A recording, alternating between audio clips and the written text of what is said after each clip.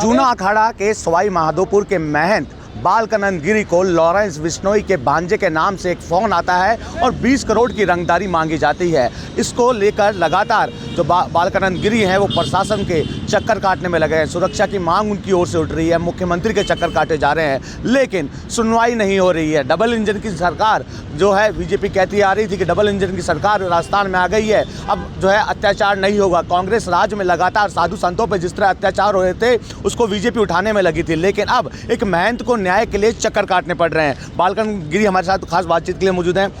क्या हुआ था, किस तरह का फ़ोन आया था? जी सर, ये फ़ोन हमारे पास में 29 तारीख को आया था। 29 तारीख के बाद में 30 को फिर पुनः फ़ोन आया था। बोले 20 करोड़ रुपए पहुंचाओ और नहीं तो मैं आपको गोलियों से छलनी कर दूंगा। और गोगा मेडी का नाम लिया, गोगा मेडी को एक मारा, आपके 10-20 मारेंगे।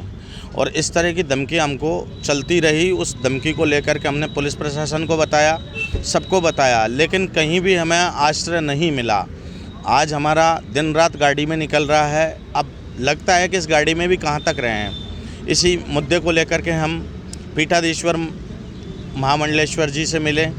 पीठाधीश्वर जी ने जो कहा कि आप इस बात को न्यूज़ को बताइए।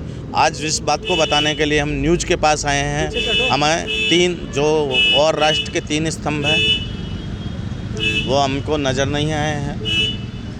ये तीसरा स्तंभ हमें लग रहा है कि इसको तो हम मरना तो है, लेकिन इसको बता करके तो मरे। डबल इंजन की सरकार से उम्मीद है, क्योंकि बीजेपी कह रही थी कि कांग्रेस राज में साधु महंतों पर अत्याचार हो रहे हैं, हमारे राज में आएंगे तो अत्याचार बंद हो जाएंगे। नहीं, अभी तक हमें कोई फ़र्क नज़र नहीं आया। जो था वही है, और जो पहले जो रवैया था वो भी रवैया आज ही है। कोई समय का पंक्चुअल नहीं है, कोई इनको होश में नहीं है, होश में है। एक बार असलियत क्या है इसको जाने।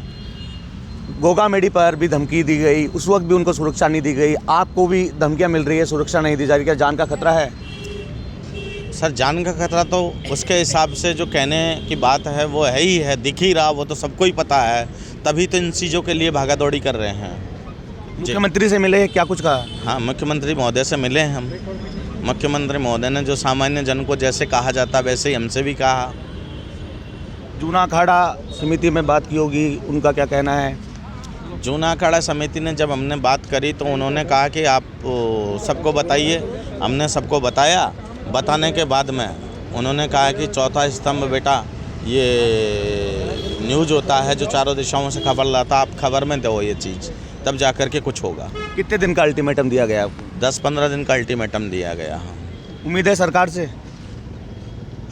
अभी तक तो कोई उम्मीद नहीं है। अभी तक तो हम जैसे हैं वैसे हैं। बीजेपी अयोध्या की तैयारी कर रही है, आप यहाँ पर न्याय की गुहार लगा रहे हैं। ऐसा ही होता है कभी कभी कि दशा देश की देख सिवा, तू शासक कुटल दुराचारी, तू स्वराज्य का भविष्य दिवाकर, कर भविष्य की तैयारी। सवाई माधोपुर के महंत हैं, वहाँ कब से नहीं जाना हुआ? हम 2-5 दिन से घर से बाहर हैं। कहाँ रहना हो रहा है?